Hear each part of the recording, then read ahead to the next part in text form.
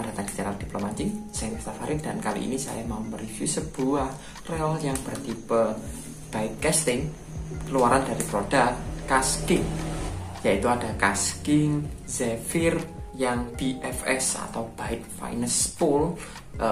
Ini dia relnya, maksud saya kotaknya. Oke. Nah, untuk rel Zephyr ini dia memiliki dua varian ya teman-teman. Yang pertama yaitu ada dia yang menggunakan clicker dan juga yang tanpa clicker. Kebetulan yang saya pegang ini merupakan yang dengan clicker seperti itu. Oke, untuk pengemasannya di sini dia dioyak-oyak, nggak loncat-loncat ya teman. Pengemasannya menurutku ini cukup bagus. Oke, langsung saja mari kita ke bagian tampilan relnya. Yuk. Oke, untuk tampilan kotaknya dia seperti ini. Pada bagian atas terdapat kategori cast. Kemudian di bagian sini ada logo Kasking. Kemudian di sini ada Kasking juga. Di sini ada Zephyr Bike Finest Click. Nah, berhubung ini yang bertipe clicker, kemudian di belakang sini terdapat klik seperti itu. Kalau yang reguler dia tulisannya di sini Bike Finest Spool BFS. Kemudian pada bagian sini ada Affordable Innovation. Kemudian di sini ada Kasking lagi. Di sini ada informasi website dan kontak Kasking seperti itu. Bagian bawah ada barcode buat apa ini saya kurang paham. Oke, langsung ke bagian dalam. Di sini bagian dalamnya dia seperti ini. Berbeda dengan rel Kasking yang sebelumnya, di mana rel yang sebelumnya ini seperti diisi serikus. Nah, itu dia ada frame-nya di dalam untuk bagian pengemasan, tetapi ini hanya seperti ini aja lur. Jadi relnya itu ditahan pakai booknya ini seperti ini. Oke, untuk kelengkapannya ya ini berhubung nggak baru ya lur. Kelengkapnya ada rel, kemudian stiker untuk menandai bagian benang kapan kita melakukan spooling ke bagian rel ini. Kasking Bike Casting Rail Instruction Manual penggunaan. Kemudian juga ada skematik. Oke, skematik dari rel ini. Kemudian sebenarnya juga ada stiker dari Kaskingnya lur, tapi ya saya sudah tempelkan di sepeda motor saya seperti itu. Ini dia relnya. Untuk tampilannya dia seperti ini. Terdapat perpaduan warna orange dengan hitam gloss seperti ini.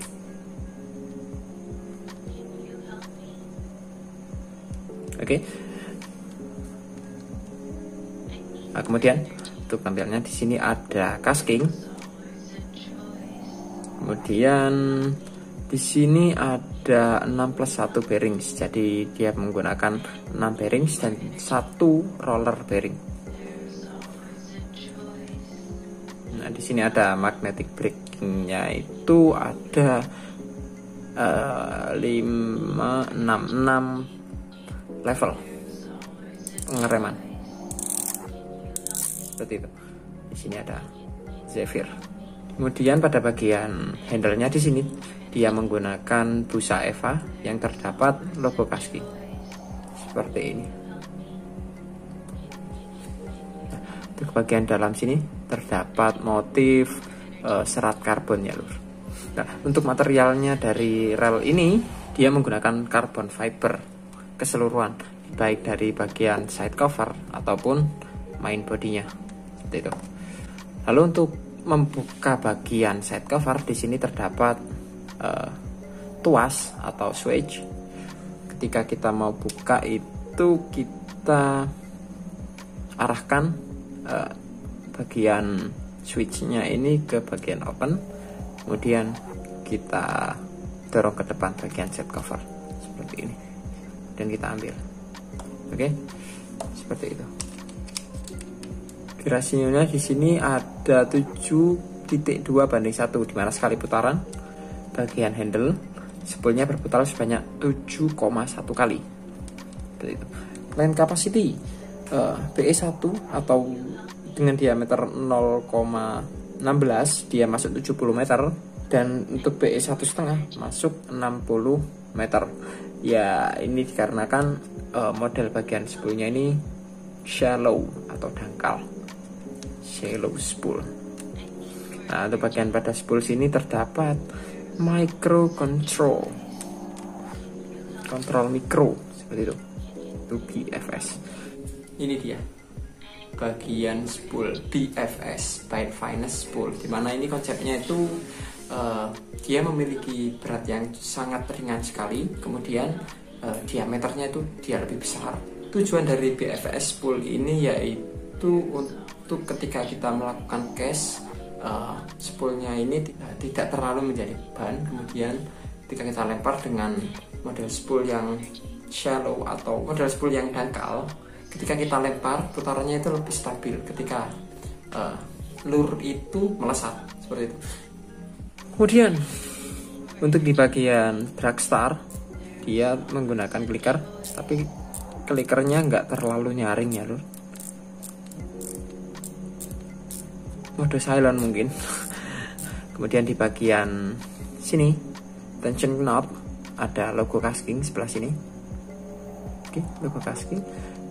Tension knob juga sudah menggunakan clicker. Dan untuk di bagian sini apa namanya, line guide-nya ini dia berbentuk huruf V. Kalau casking ini menyebutnya dia LFTV atau low friction tapered vortex final shape line guide, dimana ini konsepnya itu dia diharapkan dapat mengurangi gesekan antara benang yang keluar dari spool dengan bagian line guide-nya seperti itu. Jadi ini untuk bentuknya itu seperti corong gitu lur, masuk ke dalam kayak gini. Oke, seperti itu. Kemudian kesannya ini kayak bukan rel lur, ini ringan banget, asli ringan banget. Nah untuk caskingnya itu dia mengklaim bahwa ini beratnya itu seberat 160 gram doang. Dengan bagian spoolnya ini beratnya itu cuma 5,6 graman. Ya kalau nggak salah 5,6 graman seperti itu. Untuk pegangannya ini ya kalau tangan saya sih cocok banget sih, pas lah untuk dipegang seperti itu. Sekarang kita ke bagian magnetiknya itu ada berapa? Nah, untuk magnetic brake-nya ini terdapat 8 buton atau 8 buah magnetic brakes dengan pengaturan sampai dengan 6 level seperti itu, dan ini sangat berfungsi dengan baik sekali lur ketika di lapangan. Saya sudah pernah coba, ini sangat berfungsi sekali. Oke, kemudian ke bagian spool. Nah bagian spoolnya ini yang dinamakan BFS atau Byte Finesse Spool.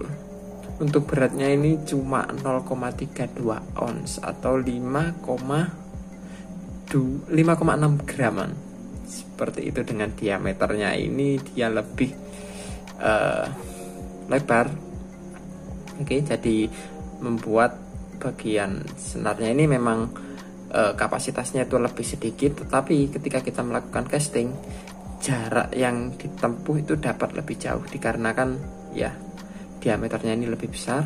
Dan ketika benang keluar dari bagian spool itu dia lebih stabil. Kemudian bagian spoolnya ini juga sudah disupport dengan satu bearing, kemudian nah ada 2 bearing, jadi lebih smooth lagi ketika kita melakukan cast seperti itu.